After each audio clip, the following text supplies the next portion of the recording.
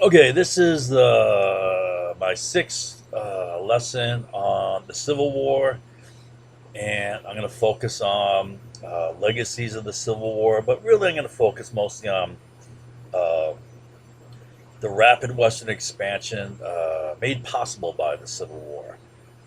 All right. So I believe there are two main legacies of the Civil War. The first, of course, is freeing the slaves, although that was not why the Civil War was fought.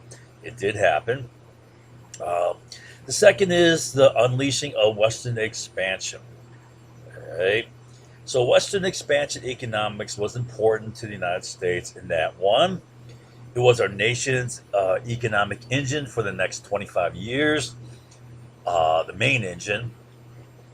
It accelerated the wars on the Indians. For example, roughly half of our territorial, the land of the continental United States was settled between 1865 to 1890. That's only 25 years, right?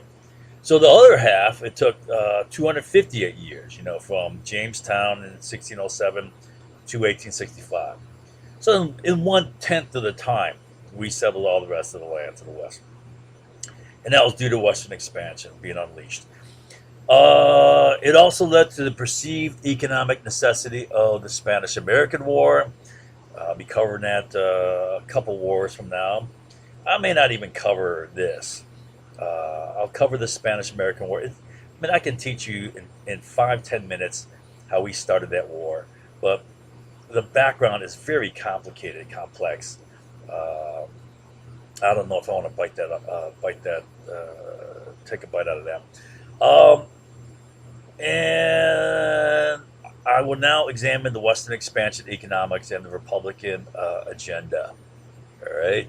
So the Civil War unleashed rapid Western expansion economics.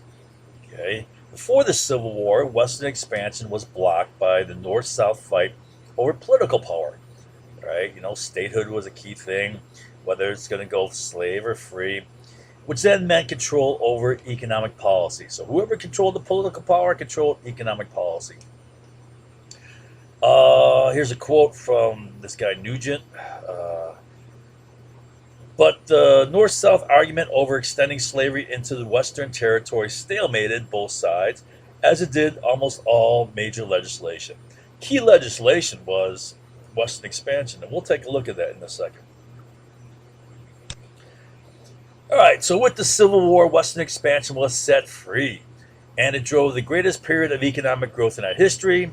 Yeah, some people call it the Gilded Age, right? Yeah, I don't know if I like that term, but it was the highest rate of growth ever, 4-5%. Uh, so during this time, during that 25 years between 1865 and roughly 1890, Europe was stuck in a long depression. However, the United States, their economy grew, but not without periodic crashes. So you can see crash here, 1873 to 79. Another crash, a little bit shorter, 82 to 85. And then this was a pretty severe depression here. This is our worst depression except for the Great Depression. Second worst depression ever was right here. Um, all right.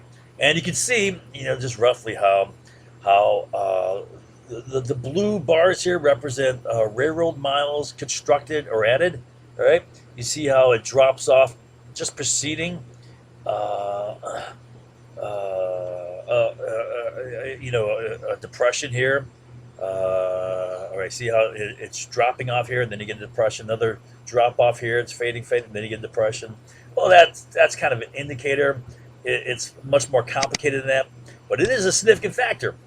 I'm telling you what, you know, resource development and Western expansion was a huge part of our economy, no matter what people want to say. Okay, so Northern industrial interests wanted Western expansion to support industrial production and growth in the same manner that European colonial expansion supported their industrial growth, right? Right? And keep in mind that the last part of the 19th century, especially the last quarter or so, or 30 years, was a period of, you could say, rabid European colonial competition.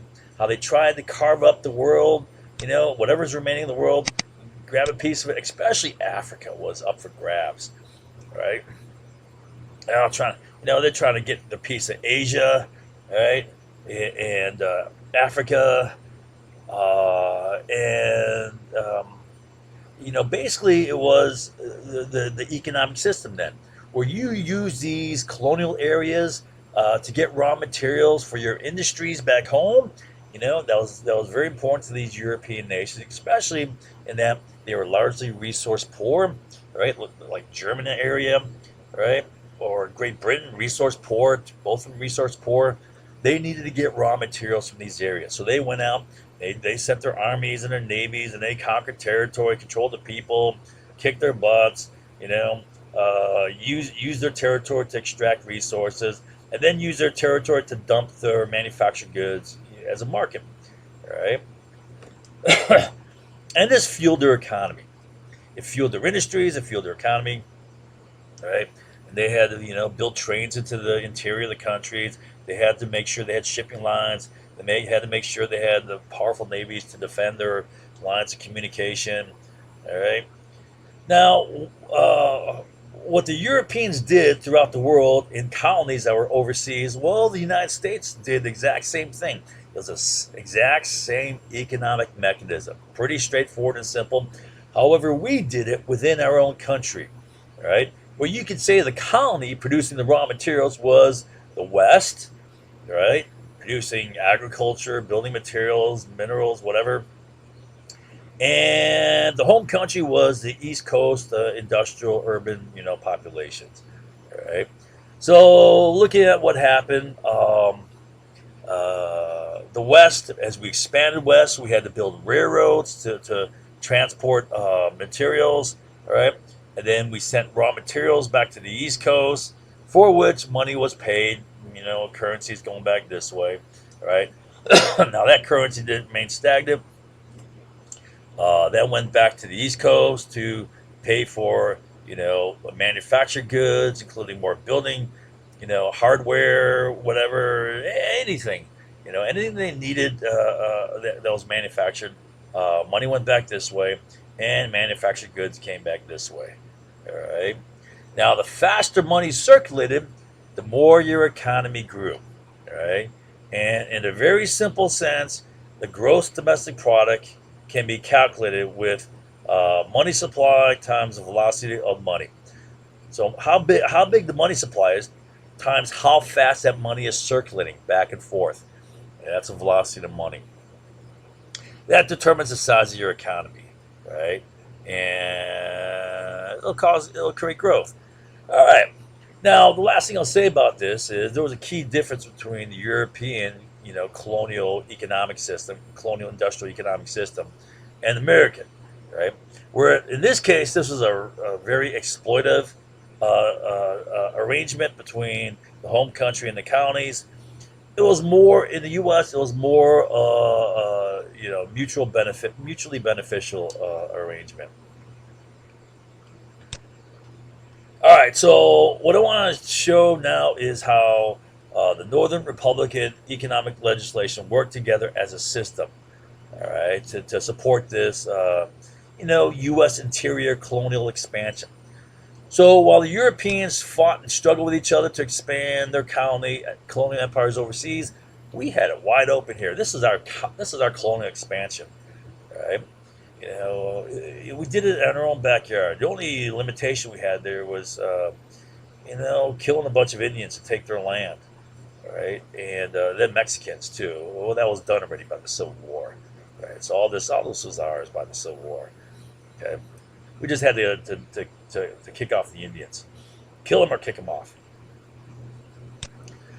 All right. So I want to show you how it all kind of went together. Let's see here. Yeah, that'll work. So the legislation that was being blocked by the South, uh, the key legislation was a Republican economic agenda, and it was all geared towards Western expansion, right? Industrial development and Western expansion.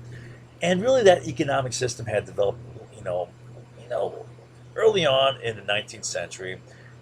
We talked about the symbiosis between, the resource-producing West and the industrial North, all right, and which led to their political alliance. And the legislation I'll take a look at quickly here. Let's see. Okay, yeah.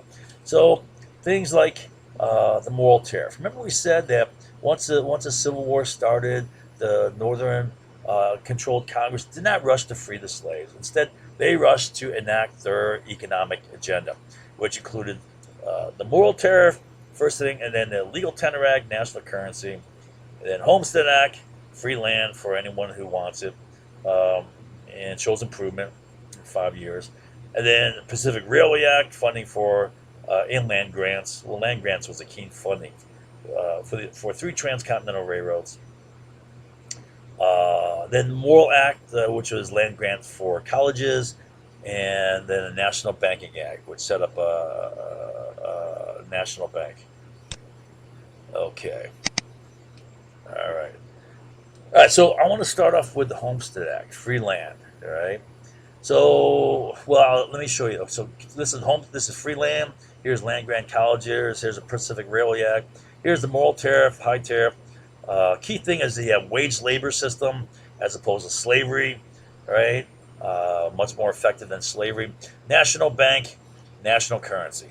So we'll start here with the Homestead Act. So the Homestead Act gave people opportunity, right? So you got all these people in the East Coast coming in, the immigrants, for example, or natives here, and they're looking for opportunity. Well, if you give them land, they have opportunity to be productive. And you give them opportunity, this increases human incentive, right? Increases motivation, increases their energy, whatever utilization of their creativity, utilization of their work effort, right? And this is a good utilization of human resources, right? In sociology, we talk about the two fundamental resources being material and human, right? Other two, human is always far more important, right?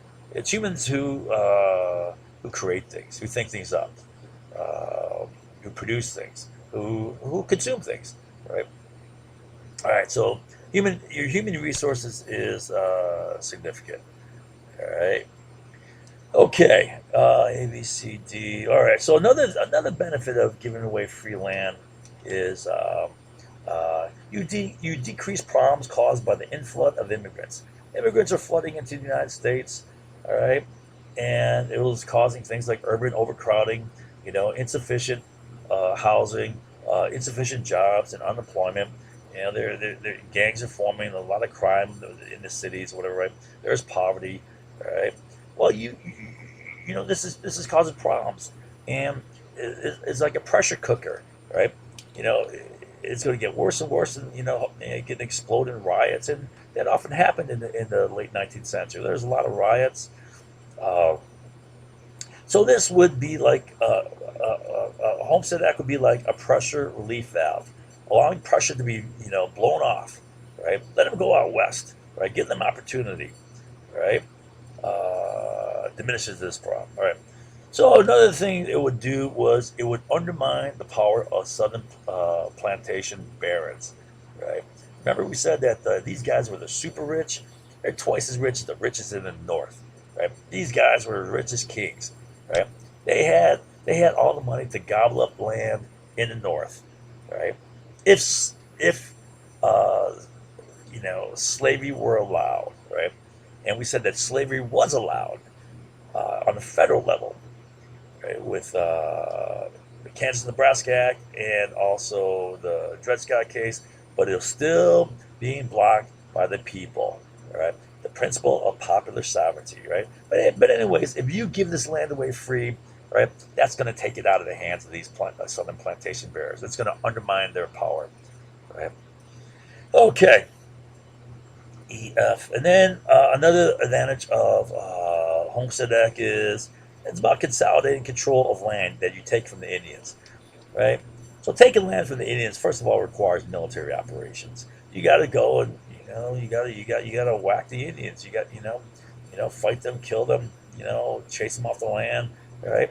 Now, you can't sustain these military operations forever, right? You have to do it hand in hand with occupation of this land. And a key method of taking control of this land out of the hands of the Indian is turning it into farmland. If you cultivate this land, you're basically destroying grazing fields. And the Indians' means of subsistence was hunter gatherers. Right? If you take away grazing fields, you're taking away their food supply.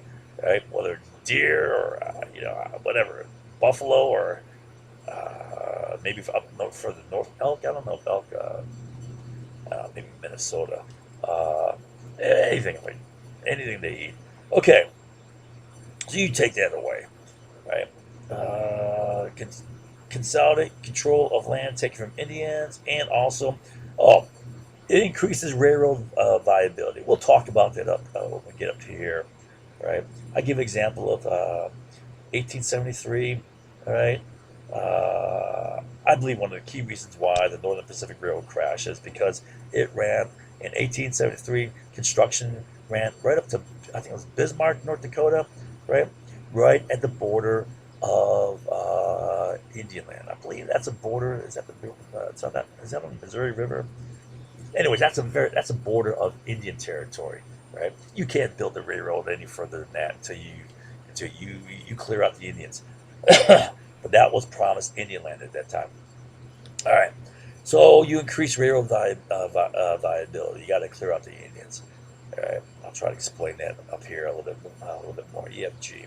Another thing is you got free land. All right, you got land for prospecting, for mining. You're going to get minerals, gold and silver. These are especially important because they're used in currency. They're precious metals, all right? Metals that are largely non-reactive, so they don't corrode, right?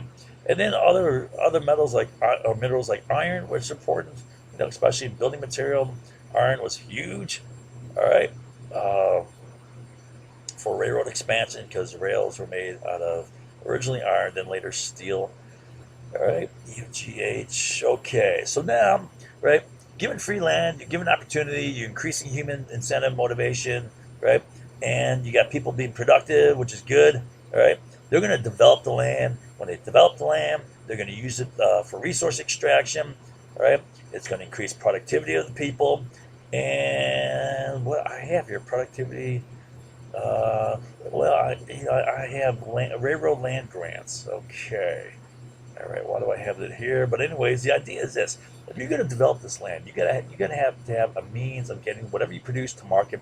You need railroads. They got to go hand in hand with land development, and actually, railroad construction goes hand in hand with land development because railroads cannot, make it financially unless they have freight to carry, right? So that was a symbiotic relationship. I'll explain more up here. Let me give you an example of a railroad grant. Remember we talked about the Pacific Railway Act, right? How it provided funding for the railroads, right? Well, the funding was primarily in these land grants, right? So here is a picture showing the Northern Pacific Railroad, Jay Cooks Railroad, going through here, right? Going through Montana, right? It's going all the way to, where does it go to? Not Seattle. What's below Seattle? I'm spacing out here. It's below Seattle, just below Seattle. Anyways, right? It goes to the Pacific, right? Now, the land grant is this shaded area here, kind of like grayish, bluish, right? So you have, a big chunk of the state of Wyoming. It looks like almost like at least a third, maybe but somewhere between a third and a half of the state is given to the Northern Pacific Railroad, right? Now you have it on both sides of the railroad, all right? This land can be developed to produce whatever products that would be hauled on the trains, right? And the trains would be able to, get freight fees, all right? Now, the reason why they gave this land is the railroads could finance their railroad building operations with revenues from sale of the land or what often they did is the railroads sold bonds, right, to investors, and the bonds were backed by collateral, and the collateral was the land, right? I mean, if the bonds fail, well, you at least got you got ownership of the land. Okay, all right, so that's the chief way they finance these railroads, right? And again, uh, you have to, you have to have a means of transportation if you're going to develop this land. At the same time, the railroads cannot, survive unless they have freight to haul. So land development and railroad development went hand to hand, right? You can see how it's symbiotic. It goes both ways. They need each other. All right. So now, what that meant though is, and we're gonna, we'll talk about this more in the next uh, lessons on wars. But if you're gonna develop this land, you need to have railroads, right? And railroads need the land, the what's produced to haul freight, right? So all of this is dependent upon removal of the Indians because you cannot develop the land if the Indians are there. They're going to be they're constantly fighting you, killing people, whatever. Right? So I mean, they're fighting for their homes. So you gotta clear the Indians out, which means you have to have a lot of wars. And there was an acceleration of wars with rapid Western acceleration. Uh,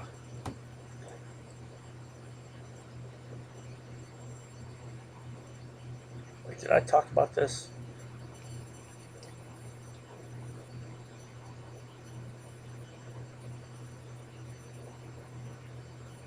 Yeah, I did. Okay.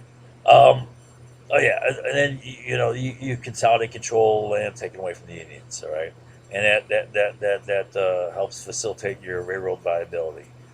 All right, okay, HIJK. Oh, okay. So another thing is when you develop land, when you want to utilize your resources, as well as possible. You don't want to, destroy your resources or waste your resources, right? Soil erosion, or things like that, right? So another part of the Republican plan is to set aside land for these land grant colleges. These are like ag schools. I don't know, whatever. I'm not sure all the different ones in the system, but like I think like Texas A&M or something like that.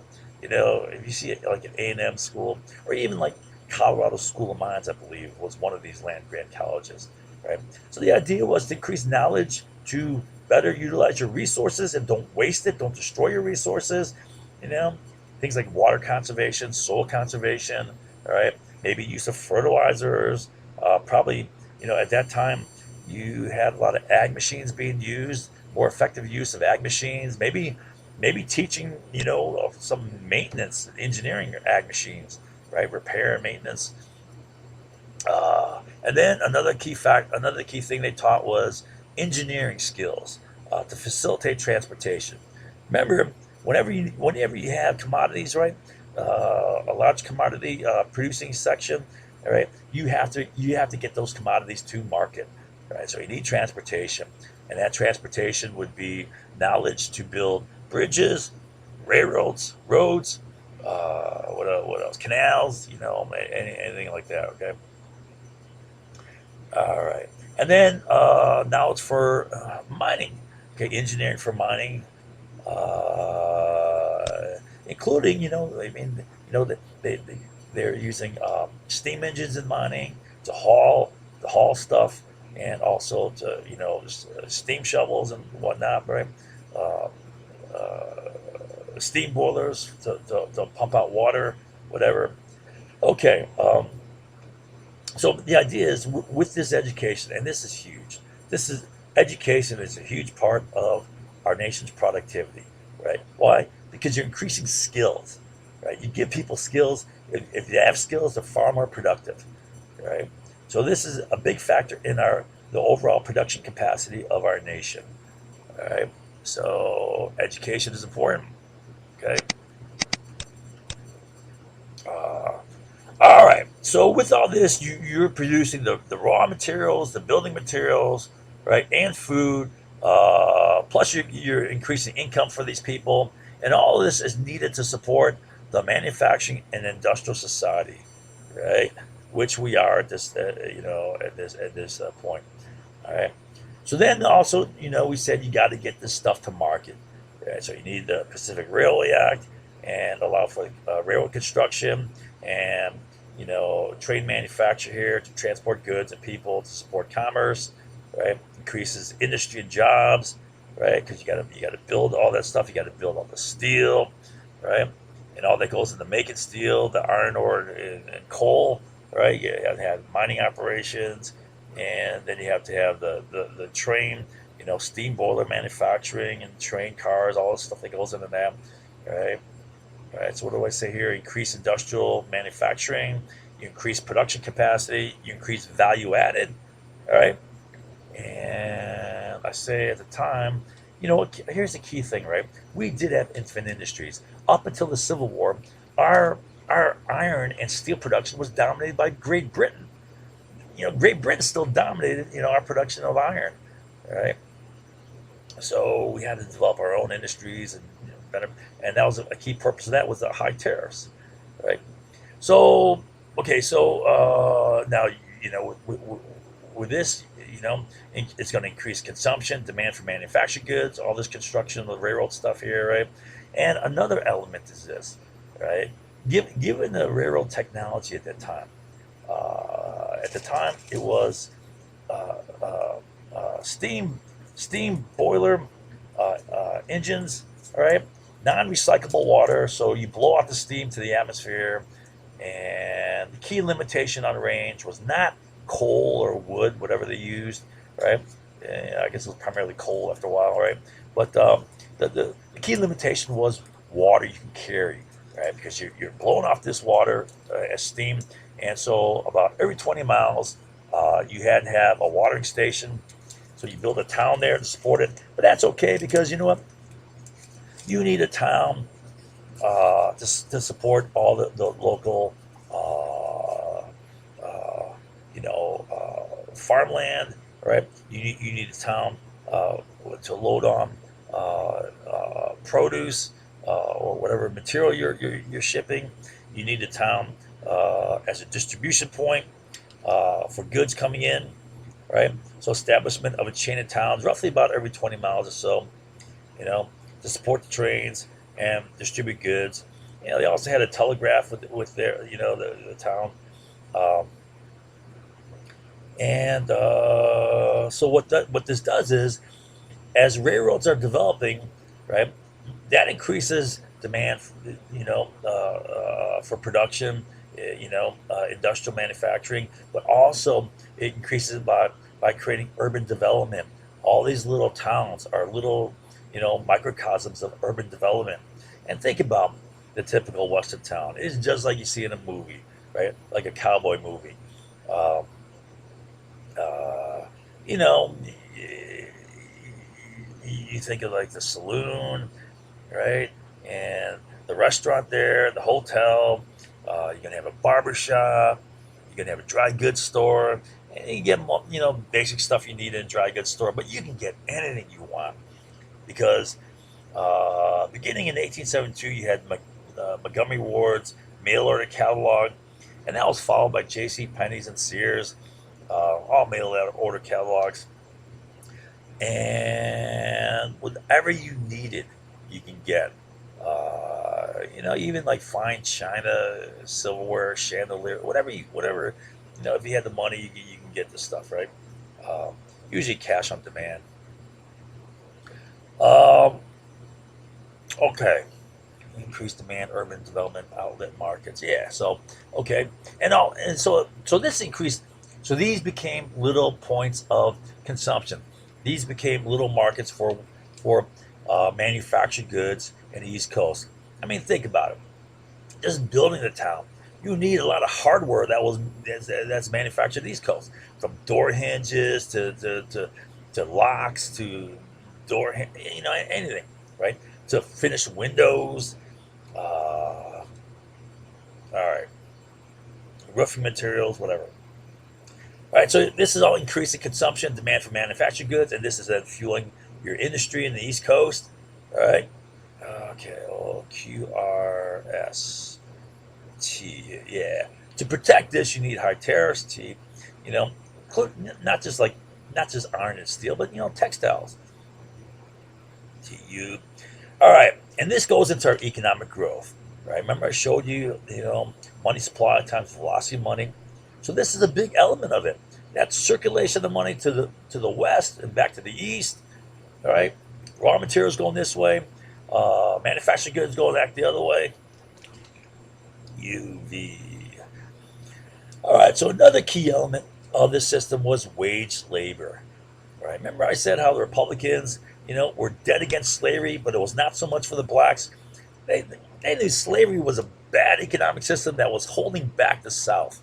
Right? The South was dirt poor, no industries, right? Underdeveloped economy, just like a third world, colonial economy. All right. So wage labor, of course, is part of human motivation.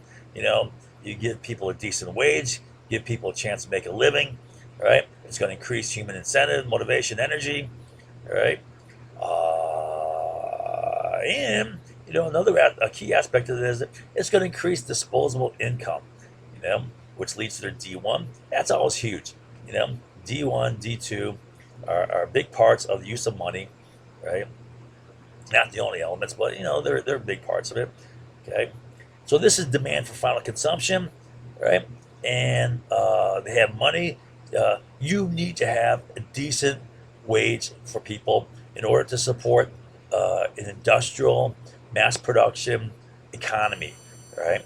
If you're building, if you're making a lot of stuff, well, you can't keep doing it unless you sell it. Otherwise, you go out of business, and people have have to have the money to buy it. All right, and a lot of economists are concerned about the growing disparity of wealth, right, and the potential fall in consumption power of the middle and lower classes, right? I don't know, to what extent that's a threat, but it's reasonable if it is a threat, right? People have to have money to buy things to keep the economy going. And a lot of people are short-sighted. You got a lot of rich people who say they don't give a damn. They just want to tax breaks for themselves, right? They don't see the overall impact upon the economy and how it's going to hurt them in the long run. All right. Okay. So WX. All right. Another thing is national currency. This was huge because at the time of the Civil War, there wasn't a national currency for a good amount of time. At least going back to about 1832, when Andrew Jackson let the national bank, basically wither away. He didn't renew it, and that resulted in a period between that and the Civil War called Wildcat Banking Era, where currencies basically were banknotes. Every damn bank would produce its own notes, right? And those were used as currency, and it created a super complex, chaotic system, right? Which increased a lot of risk and uncertainty, and that throws a big monkey wrench into transactions, right? If people aren't sure, right, well, they're going to be hesitant, right? So the national currency thing was a legal tender act, right? You create a national currency that was called the greenback. It's trusted, it's uniform value nationwide, right? During the Wildcat banking era, there was a lot of variability in the value of these banknotes, right? Individual banknotes, depending upon how far away you were from the bank, and depending upon perceived viability of the bank, the solvency of the bank. If people feared the bank was going to go under, well, the value of those notes are going to fall. And then it's so damn hard to gauge all these different things, all these different factors. It made transactions hard, right? So this simplified things, reduced the risk, right? So X, Y, yeah. So you decrease risk in transaction, you increase predictability, right? That all increases the volume of transactions, And if you increase the volume of transaction, ultimately that means you're increasing the volume of production. So this goes back to production capacity. Okay, you can't produce things unless you sell it, right?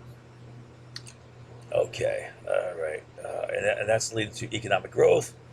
Okay. Also, you decrease risk, you increase predictability. That increases investment, right? That's D2. Consumption for, increasing your production capacity. And, that goes straight back to here. It goes back to growing your economy. Okay. Let's see. All right. So a national currency. Well, you're improving your money. You're expanding your money supply. You want to control your money supply. National Bank does that. Well, the Fed does it today. Control interest rates, avoid deflation, and resulting business failure due to the deflation. But there was a big problem in this era because beginning with the uh, uh, 1873 Coinage Act, what did that do? The key way that went that was the first step towards a gold standard, and it was demonetizing silver. I guess that was it? Yeah, I think it was demonetizing silver. That's what happened. Yeah, and then you had the 1879 Legal Tender Act. Oh no, no, not legal. I mean, Convertibility Act. So you can convert greenbacks to gold. That put us hard on the gold standard, right? Now, the reason why this led to deflation is the money supply. Then, you know, given it's tied to gold, is limited by the gold supply, right? And the economy was growing faster than the money supply was expanding. All right, and so that caused increasing, you know, demand for dollars. That increased demand for shortage with a shortage of currency, shortage of dollars. You had increased demand with growing economy, and that led to the rise in value of dollars. You got a strong dollar, but what it does is that causes price to fall, and businesses can stay in business with falling prices. You know, they have all this stuff invested, and by the time they go to sell it, well, prices have fallen and they're screwed, right? I can give you a farm example, but I don't think I want to. Um, but that occurs in anything, manufactured goods or raw materials.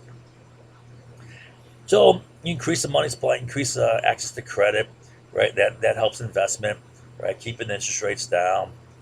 All right, where are we at here? Yeah, National Bank. National Bank is going to increase credit. It's going to control the money supply. Uh, a key reason for the National Bank back then was uh, there wasn't a split between the Treasury and Federal Reserve Bank, right? It was all just National Bank, and they were selling bonds. A big way of financing the war back then was printing greenbacks as fiat currency, which they would devalue, right? Which is a form of taxation, like a sound form of taxation, right? And they also printed bonds, war bonds, right? So that's how they financed the Civil War. Two main ways back then, right? Okay, I think I covered this well enough. All right, so that's Republican uh, Western expansion economic agenda, and it worked. You know, I mean, there were business cycles, railroad production crashed, Western expansion crashed, took things down, and it chained of dominoes. Especially when you had little diversity in the economy, right? I mean, there was a growing. I'll show you right now, real quick. I'm not going to get into much detail here, right? But you can see this is a contribution of the main sectors of the economy back then. You have agriculture here, you have industrial manufacturing here, you have the service sector here, right? People doing services, whatever. And you can see how there's a steady rise in the service sector, so that by like the 1950s, it's pretty significant. Uh, you know, but here in 1910 or so, it's a dominant sector in our economy, service sector, right? It's just going up here, right? Uh, Agriculture as a proportion of our economy is going down, right? More and more, right? Uh, we got growth in industrial things, new products, all right? Okay, so yeah, um, key thing in this era here is the rise of industry, right? Service sector is kind of going up, agriculture going down, and then you know there wasn't a lot of diversity. I'll just show you this real quick, right? So many people believe that late 19th century economics was driven by the second industrial revolution, involving things like steel, telephones, chemical industry, electricity, automobiles, oil. Now this is totally erroneous, right? It is true that all of these were invented in the 19th century, especially from steel production. You could say started with Bessemer after with the Crimean War, right? 18 in the 1850s, Bessemer process got going. Then you had the Siemens open hearth process, right, which is more effective actually, right? And all the rest of these were the last quarter or so of 19th century, right? But none of these had any significant market, contribution until the 20th century, well into the 20th century. I'll just show you, right? Even steel was almost predominantly railroads, right? Until the 1890s, 90% of steel production went into railroad construction. That's the main, consumer of steel, right?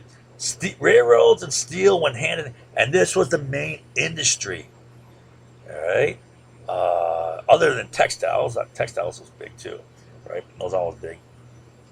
Uh, uh, Late 1880s saw the first steel ship hulls. So it wasn't until the end of the 19th century where you get a little diversity and use of steel.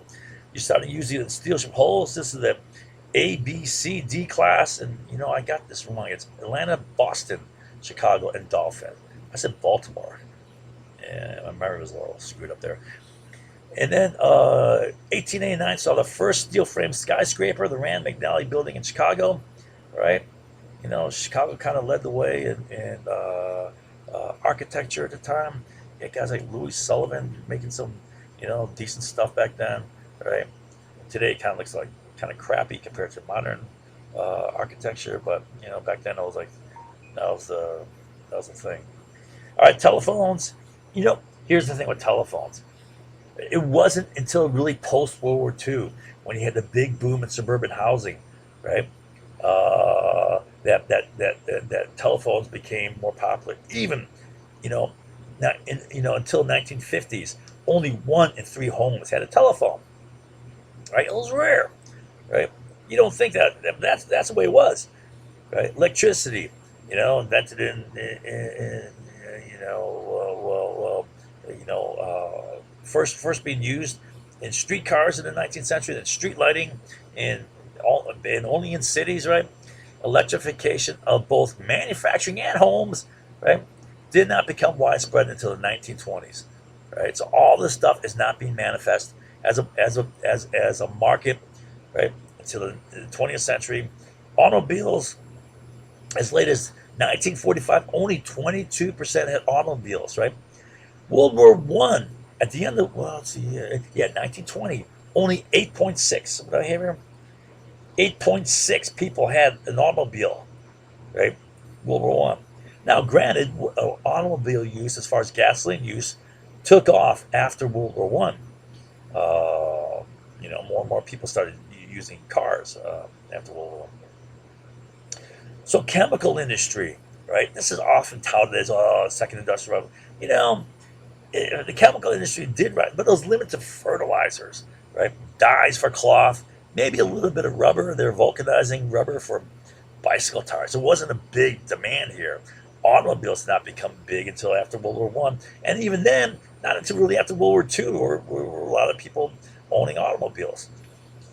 So, the synthetic chemistry industry, which is largely based upon oil, all right, as the raw material building block for synthetic chemistry, because synthetic chemistry is almost entirely organic chemistry. All right, carbon based, because of the what I want to say, the diversity of things you can make with carbon atoms. It's all molecules, right? Covalent bonds, synthetic chemistry. So this did not become big until and diverse until World War II, and largely for military uses, military applications. But then after World War II, it became more and more big. Right? Non-existent synthetic chemistry for a long time. I mean, they had first plastics early on. What the hell was it called? Bakelite was an early plastic, right? There's like very little use, right? All right, oil initially used for lighting, right? I mean, lighting was before that for lamps was whale oil. And then once you got petroleum, okay, you can use the kerosene for oil. It's easier and cheaper than going out and killing a bunch of whales, right? Which population of these whales diminished. Um, so use in marine propulsion only began in World War II. So barely, only nations like Great Britain, maybe I don't think even the U.S. I don't know if any U.S. ships were oil. I think the a lot of those battleships sunk at Pearl Harbor were World War One era battleships, and I believe they were coal initially, right? Great Britain was the one to lead the way there. Only Great Britain. They had some battleships and they had a few destroyers, I think, believe were oil. Um, so auto use was insignificant until after World War One, but they were still small. But it grew. It grew pretty rapidly after World War One. Relative to it was like non-existent, and then grew maybe let's see, with like 3 to 929. Yeah, it grew about 10 times within 10 years after World War One, but it grew from like nothing. So then using in synthetic chemistry was insignificant until World War Two, right? And for home heating, right? Even at World War Two, 1940, 3 out of 4 homes still used wood or coal for heating, right? Right, which means the one out of 4 would use home heating oil because they're not using electricity for home heating. Um, okay, all right. Oh, you know what? I wanted to do this. Uh, oh yeah, so we'll talk about this. So yeah, moral tariff, all right, was huge in protecting our infant industries. I believe, you know, in most cases today, right, high tariffs are bad, right? It's going to decrease the volume of transactions. It's going to decrease your market access, right? It's going to increase inefficiencies in supply chains, right? It's going to obstruct supply chains, right? Uh, yeah, it's going to hurt a lot of companies, right? Um, Increase their input costs. Okay, uh, okay. Legal Tender Act. Oh yeah, so we talked about that. Oh, well, yeah, issued fiat currency, so it's not based on based on some species metal. Um, so that was a key way of financing the war. Another way of financing the war was selling war bonds. I mentioned Jay Cook here because he was like the champion war bond seller, right? And then he went on to become the owner of the Northern Pacific Railroad, which was key for Western expansion and for the economy and for the economic crash of 1873, right? Uh, okay, May 20th of 1862. You had the Homestead Act there, free land, right? Transcontinental railroads, yeah. Okay, all this stuff. National banking. Here's a little bit more about national banking. The purpose was to establish a national banking system. The key reason was to float federal war bonds at the time, right? Establish a national currency. Prior to this, there were thousands of banks issuing thousands of different banknotes. Pro- Problems with this, you had all these unregulated currencies, right? Too low reserve ratios in these banks, increased risk without stable currencies, right? Complicates transaction calculations, convertibility currencies and exchange rate, complicates discounting of banknotes based upon distance from the bank, right? Assessment of bank solvency, right? All this affects the perceived value of those notes, right? And all that has to try to be taken into account, right? Increasing the complication and risk, and also you had risk from increased counterfeiting uh, of all these banknotes. All this hinders transaction, which hinders economic activity, right? You want to minimize risk, increase predictability to increase the volume of transactions. All right. Now, so here's some quotes on Southern opposition to Western expansion. This guy, Fred Weaver, quote, the Southern Bloc succeeded in blocking a range of Northern sponsored legislation considered to be imperative for the continuing development of the Northern industrial agrarian economy. This is the interior colonial system. The colonial, the colony west producing raw materials, and the industrial east, right? That's the Northern industrial agrarian economy, right? They went hand in hand, and it was mutually beneficial, right? It wasn't exploitive, right? The legislation that Congress passed without Southern participation during the Civil War was vital to the pattern and pace of Western population movements, Western expansion. So while the South was out during the Civil War, they checked out, you know, cats away, mice will play. The Northern Congress passed everything they wanted. They got all this stuff passed, right? And that was, Weaver said that was huge for Western expansion, right? After the Civil War, whale expansion exploded from in 1860, 140,000 miles. 30,000 miles in 1862, 140 in 1890 to 250 just before World War One, not counting mountain railroads. So you can take a look at the pattern here, right? All right. So here is the first railroad here is the Baltimore, Ohio here, right? And you're building more railroads. Okay. Then there's a kind of what the hell happened here? There was a crash. There's a crash about here, economic crash about here, and then what was that? What was that all about? I can't remember. And then Civil War, you had a big drop, right? Because they're busy fighting the Civil War. You're not really having an expansion of railroads, right? A lot of men were away, from their jobs, fighting the Civil War. And then you got the big boom. So this is post-Civil War. This is Western expansion boom, right? And for various reasons, which I may talk about in the Spanish-American War, I may get into this a little bit in the next war.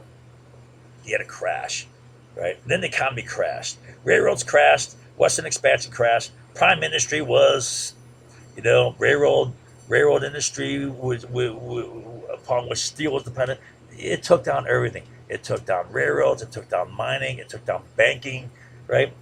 They're all connected. And the same thing happened. This is another railroad depression right here. Railroads crashed, right? Took down the economy. And this is not just railroads. It's Western expansion. That includes a whole system of, urbanization, town development, increased resource production, people having more money to fuel consumption of goods, all right? And you go through these business cycles and the whole thing would crash. A big part of this was also, over speculation, insufficient reserve requirements of these banks. A lot of these banks were way over leveraged, and there was a lot of interbank lending. Banks were like over leveraged to other banks. One bank goes down, they go down like a chain of dominoes, right? And then your banking system crashes. Then you have capital dried up, right? You have inability to get access capital, and that just kills your economy. All right. Let's see here. Yeah. So, all right. Now, in addition to that, I introduced this. I'm saying, hey, this was not just in railroads. This was not just Western expansion. This was, overall economic competition, which also meant political competition, right? And I'll try to explain in a second. So this same competition, there was Southern opposition to Great Lakes economic development, right? Remember we said a big part of the reason why the War of 1812 was fought was to develop the whole Midwest, right? Growing urban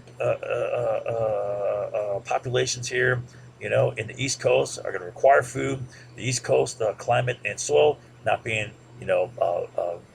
very amenable to agriculture, requiring that you got to develop this fertile land out here. But this is going to require transportation, right? The chief means is waterway, right? Uh, okay, so now beginning in 1830s, there was a rapid expansion of the Great Lakes commerce. Remember, a key thing was the Erie Canal, completed about 1821 or so, right, connecting right about here to Albany, Hudson River there, and then New York, making New York the commercial center of the world. Well, not the world, but of the United States, commodities market, and let's see here, right? So it's 1830s. Midwest is starting to grow. The Great Lakes commerce is starting to grow. Now, to improve this, required some investment.